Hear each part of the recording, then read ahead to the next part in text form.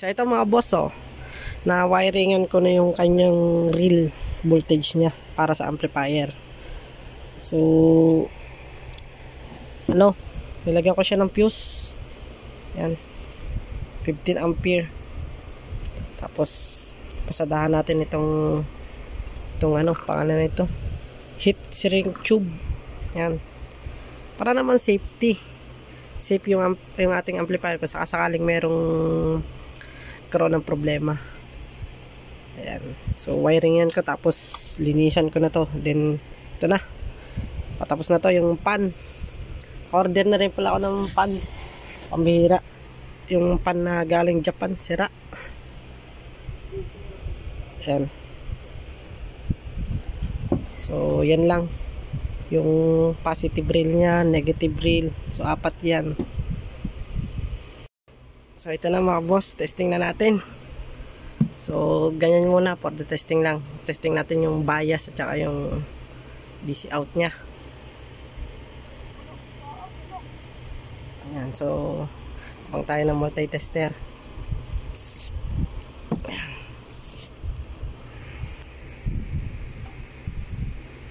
On natin.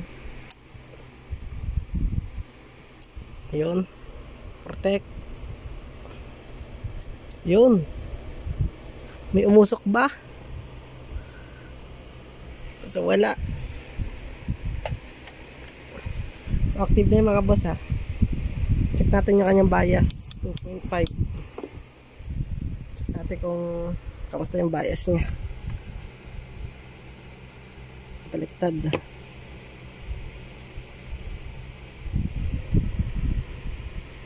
Ang hirap pag 1.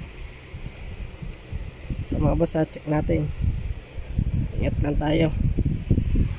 Oh, napakaganda ng bias, 0.3 sa kabilang channel.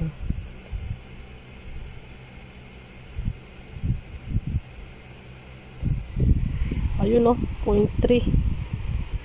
So yung DC nya, check natin yung DC. Ang ganda. Check natin yung bias, yung DC out nya. So ito yung,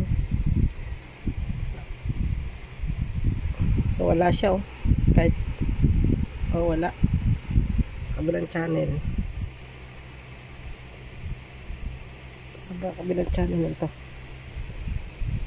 wala din. So ayos. Check natin yung input niya, kung mag-i-input. So tap lang natin na konti kung meron siyang signal. Yun yung mga boss,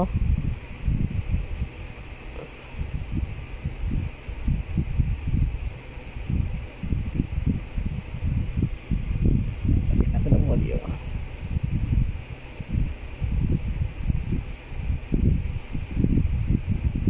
Ba't parang wala yung isa? Kaya baliktad siguro to. Check ko na lang. Ang ganda mga boss.